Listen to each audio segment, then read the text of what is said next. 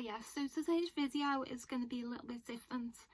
I'm going to be talking about breast cancer and my journey with breast cancer. I originally started my YouTube channel to kind of follow the whole process with the breast cancer, but I don't think I was expecting it to be as hard as what it was, and it's been a while since I've done like any video on breast cancer, so I'm gonna start at the beginning and I'm gonna kind of like talk up until today. So in 2016 I started to notice when I was getting undressed, inside my bra on the left side there was always like a wet patch, and I was on a lot of medication at the time, and I did discuss it with my GP and they said, oh, it's probably just a side effect of one of your medications. So you know, that was that.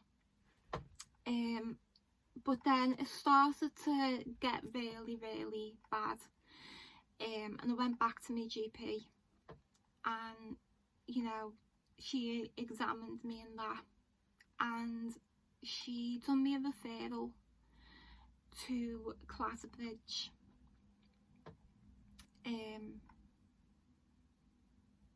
So I think probably in the October time I went and seen the surgeon. He's a cancer surgeon, and you know, he gave me a scan and he said that there's a lot of lumps there, a lot of polyps, and that might be causing the leak. So he, you know, we done surgery and he cut all these lumps out and there was a lot of them, and then he said, you know, maybe that will stop the leaking from the breast. I should say I was 29 at this point, and I think breast cancer was far from anybody's mind, certainly mine. So then I went away and the leaking continued, so I go back to the surgeon. So we decided to take away the milk duct. Now the milk duct is obviously how you feed a baby, and I remember being heartbroken by this because like it just really got to me that when I was gonna have a baby, I wouldn't have the option of breastfeeding from both breasts, and I remember just being really heartbroken by it. So I got the milk duct removed about November time, maybe late November. So in the January of 2017, I get called back to see the surgeon, and I say to him, you know, the leaking stopped, it's all good. And he took me into a room and he said that the test results have all come back and I've got breast cancer. So this is with the polyps and or all the lumps that he removed and the milk duct that he removed. And I remember just being shocked. There's no other words. I was just shocked. And then, you know, he said that the plan now going forward would be to remove lymph nodes to see if there's any cancer that's spread, and a mastectomy. And I was scared. I was really, really scared.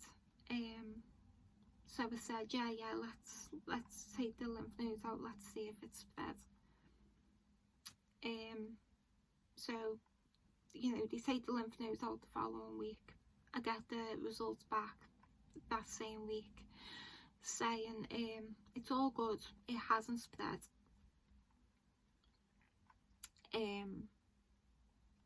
So I said, let's go forward with the mastectomy. So that was planned for the 13th of July 2017. And in that time I'd gone and I was shown an option, because I was going to have a mastectomy with, let me fix this shit. I was going to have a mastectomy with an immediate reconstruction, which means an implant goes in, because a mastectomy removes the entire breast tissue, so that you'd just be completely flat like a boy. And I wanted the reconstruction. At this point I've just turned 30. So I go and I pick like a teardrop implant out. So the morning, the day of the surgery, I had to be in the hospital for like 8 o'clock. And you get admitted onto this ward. And the surgeon came round and said, we've had a problem with the implant. We haven't got none of them. Did you want the other implants instead? So already I'm thinking, oh God. And I said, yeah, okay, whatever. Because I was already there. I'd psyched myself up to have this operation. I didn't do any research between being told about the breast cancer and having the surgery. But I was promised that, you know, because I said, what if something goes wrong? And I was reassured by my breast care nurse and the surgeon that if anything was to go wrong, they'd be able to fix it anyway. So I trusted them 100%. I had no reason to not. So then I have the surgery, and I was completely out of it. In fact, the day after, the morning after that I'd got home, I actually filmed my first YouTube channel, and I'm completely high as a kite on all sorts of pain meds. I think they gave me like pethidine or something, and I was high as a kite. And I had the mastectomy, and then I had the implant, but you've got to have 2 drains in as well, 2 drains that you carry around. And then in the space of like 7 days, I was back at the hospital like 10 times. It was a lot, because you had to go and you had to get the drains emptied and the lines cleaned, and it, the smell as well. I'll never forget the smell. And I remember I was all bandaged up, and I didn't want to look. It felt weird. I instantly regretted it. And I was sore and swollen and in a lot of pain. Now in my head, my naivety, I thought that the reconstruction with the implants, I thought it'd be like when people have breast enlargement, where you know you can put the implants in and take them out and change them and all that. But because a mastectomy is not the same, the scar tissue and the implant fuse into one, so that you can never get it out. It doesn't work that way.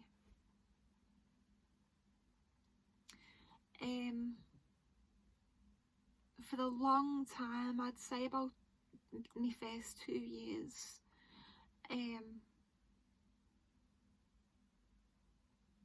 even now, it's horrible. The impact on my mental health, I regret it. But anyway, I'm getting ahead of myself. So, as I'm going back every day to get these drains cleared, I then see the surgeon again, and he says to me, it's a good job that we done the mastectomy, because there was more cancer at the back. And I said, I thought the lymph nodes would have indicated that. It doesn't always work that way. So even now, I am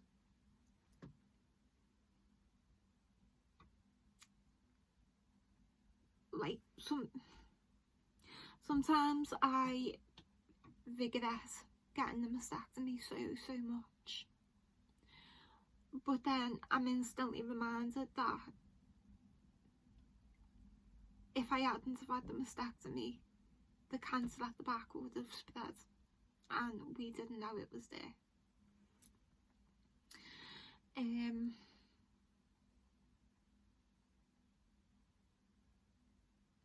After being told by the surgeon, reassured that if something was to go wrong, he'd be able to fix it, and then to be told, actually, no, we can't fix what you want fixing. The implant as well was smaller than my other breast. Like I said, the one I'd picked and that had been arranged for me weren't what we ended up going with. I wish I'd have took more time to really think it through. Anyway, I weren't happy at Classic Bridge anymore, so I said to the surgeon, discharge me, because I'm going to the Linda McCartney in the Liverpool Royal. So I went there and I seen a female surgeon, Mrs. Henderson, and you know, I told her what was wrong, and she said, you know, yeah, we could probably do something with that. So by this time I'd already decided that I wanted the other side doing as well, just because at this point I'm still 30, and the chances of it coming back were high. But because of the surgery and me not being happy with it, my mental health really deteriorated to the point where I was suicidal, and the surgeon said we're not going to do nothing yet, because they were scared of tipping me over the edge. And as it stands, I still haven't had the other side done, because my mental health got bad, my physical health also got bad, and I'm still kind of recovering from that. But for a long time, I remember I done research and I found this man. He's miles and miles and miles away. It was about a 3-hour drive, and he's got a private clinic, and he is one of the top surgeons in the country for breast cancer.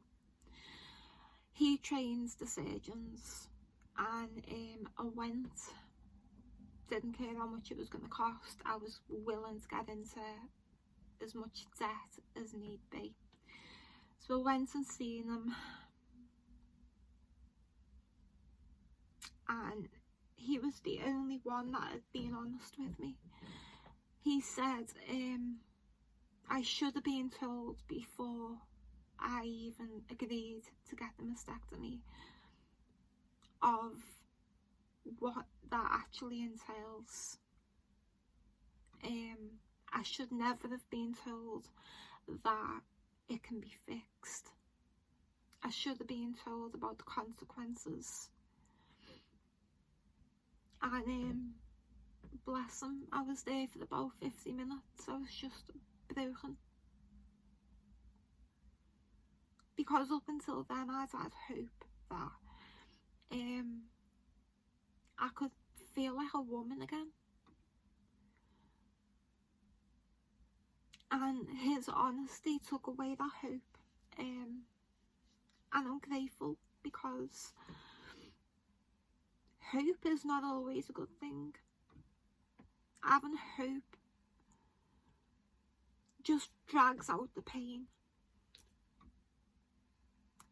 Since he was honest with me, I was able to come to terms with it. I mean, I shouldn't say it, it still bloody hurts, and I haven't really dealt with it properly. But like, I came home that day and I got all my bras. I've always been someone that's loved like girly, sexy, lovely underwear. Always, since I was 16 and I got my first thong. I just loved how it would make me feel sexy. Not for no one else, just for me. You know, I'd go out and just knowing that I had on lovely underwear just made me feel nice about myself. And I came home, got a bin bag and got all my bras and put them in the bin bag and put them in the bin. Because I thought, well, I won't be needing them ever again. I'm just going to be stuck with these horrible sports bras, no whining, just because the breast area was so painful. And I'd get like shooting, stabbing pains for about 2 years afterwards.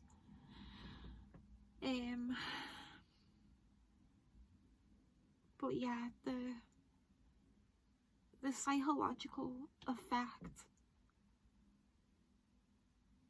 has been immense. It truly has. And you know, I tried to get support, like Macmillan put on these events and stuff, and I'd go and I'd be the youngest one there by like 30 or 40 years. These were all older ladies that is, you know, that weren't an issue for them anymore. And I talking about it to people, the term toxic positivity comes to mind, because people would turn around to me and say, well, you should be grateful that you're alive. People die from breast cancer. And in my mind, I'd be like, sometimes I wish I was dead. And I know that sounds crazy, but sometimes that's how I feel. And it's okay to feel that way. And nobody should tell me I should be positive, because sometimes I'm just not able. You know, I love clothes and being girly, and breast cancer's just took something from me. I feel like it took me femininity away. Sometimes I don't feel like a woman I never feel sexy. I don't feel attractive. I hate getting washed. I tend to not look at it much because it's just hideous to me. Maybe one day I'll feel differently, but right now I'm 4 years into remission. I went last week actually for an MRI. I've got to go for yearly MRIs and yearly mammograms.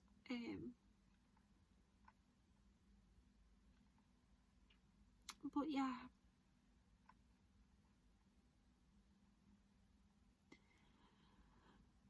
like I say, I know I should feel lucky at times, but sometimes I don't. Sometimes it's just too painful.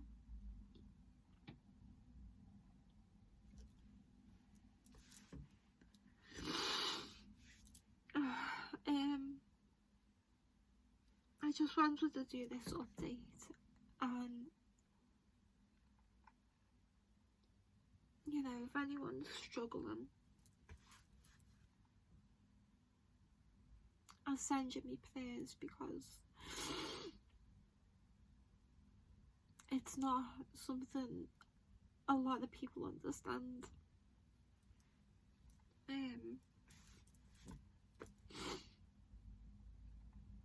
Yeah, so I thought myself I weren't gonna cry doing this.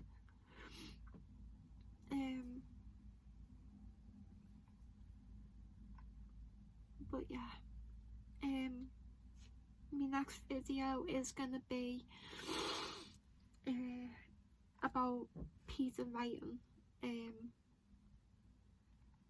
I'm just finishing doing the last little touches on the research. I'm hoping to get it up either today or tomorrow. So yeah, take care of yourselves and each other, and I'll see you in my next one. Ta-da.